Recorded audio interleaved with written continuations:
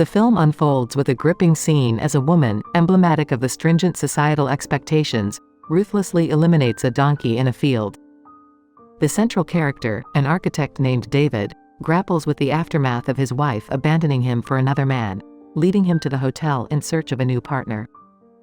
Accompanying him is his transformed brother, now a dog named Bob, a consequence of living without a romantic connection. Upon checking into the hotel, David navigates the labyrinthine bureaucratic procedures, culminating in an interview where he unveils his defining characteristic, being short-sighted. In adherence to the rigid dating rules, couples are mandated to share a common trait, constraining David's search within the realm of his visual impairment. He reflects on an 11-year relationship with his wife, who departed to be with another short-sighted man. As David settles into his room, the hotel manager and her husband lay down the stringent rules governing the quest for a partner. A looming specter of transformation into an animal hangs over those unable to secure a match, intensifying the pressure. In response, David expresses a peculiar preference for transforming into a lobster. In an unusual turn of events, the hotel manager commends David's choice of becoming a lobster, highlighting the ecological impact of others who opt to transform into dogs, disrupting the ecosystem and the animal food chain. However, before venturing further into his transformative journey, the hotel's maid takes a preventative measure, restraining one of David's hands to ensure compliance with the establishment's no self-pleasure policy. The narrative unfolds as David befriends two fellow seekers, Robert, who speaks with a lisp, and John, who walks with a limp. Together, they navigate the dining area in search of partners with similar idiosyncrasies. Observing a woman with a perpetual nosebleed and another with a seemingly heartless demeanor, they find no alignment with their distinct attributes. The following day, during an assembly where singles share their unique qualities, John recounts the origin of his limp, acquired during a visit to his mother who had transformed into a wolf. As they exchange stories, it becomes evident that each individual has a compelling reason for seeking a romantic connection, often rooted in loss or personal transformation. As the day progresses, opportunities arise for the singles to engage with potential partners. At a dance party, David attempts to connect with the nosebleed girl but realizes their lack of a common attribute. Subsequently, they are summoned to the woods for a rather unconventional activity: hunting the loners. These are individuals who fled the hotel, resisting transformation into animals. The police, enforcing the hotel's mandate, send them back to face the same fate. In the woods, the singles are authorized to tranquilize the loners before they are inevitably brought back to the hotel for their transformation. The hotel's peculiar system intricately links the destinies of the singles with their success in hunting the defiant loners, wherein each captured loner prolongs the captor's stay in the hotel. However, on David's initial day, he faces a setback, failing to apprehend any loners and witnessing a swift reduction in the remaining days for him. The narrative takes a surprising turn when the seemingly heartless woman emerges as the most proficient hunter, single-handedly claiming about 10 loners in a single expedition. Adding to the idiosyncrasies of the hotel's rules, it is revealed that the maid has the unusual task of arousing the men at night to hasten their pursuit of a partner. A breach of this stringent code results in severe punishment, an example of which is seen when Robert's hand is subjected to the scalding heat of a toaster upon being discovered engaging in self-pleasure. During the subsequent hunt, David finds himself alongside a woman with a penchant for butter biscuits. Despite her attempts at conversation and even offering sexual favors, David remains disinterested. The woman, desperate to avoid a dire fate, confides in David, revealing her intention to leap from her window if a partner remains elusive. As the narrative unfolds, John, the man with a limp, resorts to deception during a swimming season, inducing a nosebleed to align with the attributes of the nosebleed girl. Their contrived connection leads to a declaration as a couple at an evening party, promptly earning them a double room. However, the storyline takes a tragic turn when the butter biscuits girl sadly takes her own life by leaping from her window. The heartless woman, a passive observer of the distressing spectacle, remains emotionally unaffected by the act. With time running out, David, feeling the urgency, shifts his approach. He adopts a new strategy, approaching the heartless woman while feigning indifference to human lives, mimicking her apparent callousness. In her quest for a partner who mirrors her emotional detachment, the woman finds herself drawn to David, captivated by his seemingly emotionless demeanor. As they spend more time together, David adeptly upholds his facade, creating the illusion that he shares in her emotional detachment. A pivotal moment unfolds when the couple finds themselves in a hot tub, and the woman orchestrates a morbid scenario, feigning her death to test David's response. To her surprise, he remains stoic, completely indifferent to her dramatic act. This revelation intrigues the woman, convincing her that David genuinely mirrors her emotional state, leading them to formalize their relationship. Acknowledging their connection, the hotel grants the couple privileges reserved for romantic pairs, allowing them to share a double room and partake in activities exclusive to couples. However, the semblance of their perfect union begins to crack when the ruthless girl observes David displaying emotions during intimate moments.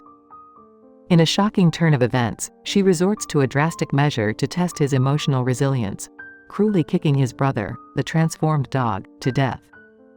Initially, David insists it doesn't affect him, but the truth surfaces as he is later discovered sobbing in the bathroom, exposing the emotional complexity beneath the surface of their seemingly detached relationship.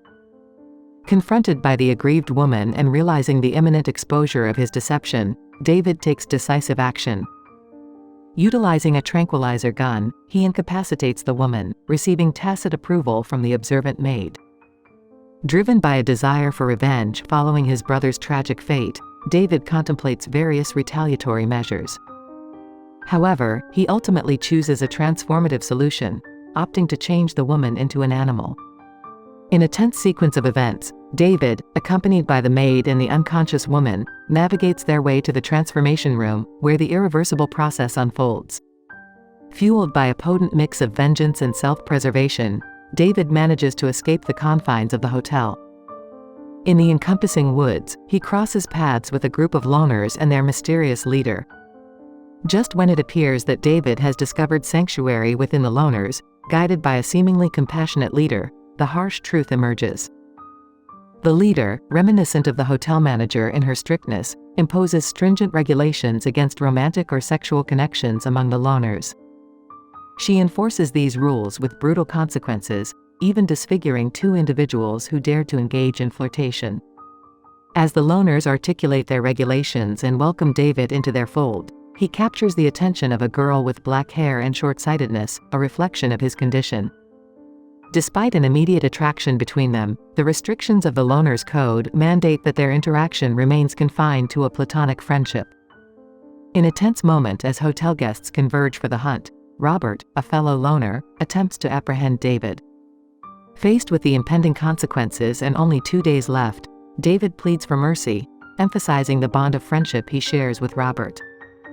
However, a timely intervention by the black-haired girl saves David, as she strikes Robert from behind, preventing his capture. Simultaneously, a covert alliance surfaces between the hotel's maid and the loner leader. Their discreet meetings during hunts become a clandestine channel for gathering information about the hotel's operations. Disenchanted with her marital situation, the maid opts to remain within the hotel, avoiding the fate of becoming a guest. Collaboratively, with the loner leader, they conspire to overthrow the hotel, harboring ambitions of seizing control. The intrigue heightens as, once a month, loners send a disguised couple into the city, simulating a relationship to secure essential supplies. As the loners prepare for their monthly excursion to the city, the leader and her partner choose David and the black-haired girl as their representatives. While in the mall, David attracts the attention of a police officer who questions him about his partner, demanding a marriage certificate. Quick on her feet, the black-haired girl intervenes, saving David from the officer's scrutiny. In the subsequent days, the loners, driven by their unwavering resolve to rebel against the oppressive hotel, set their plan into motion.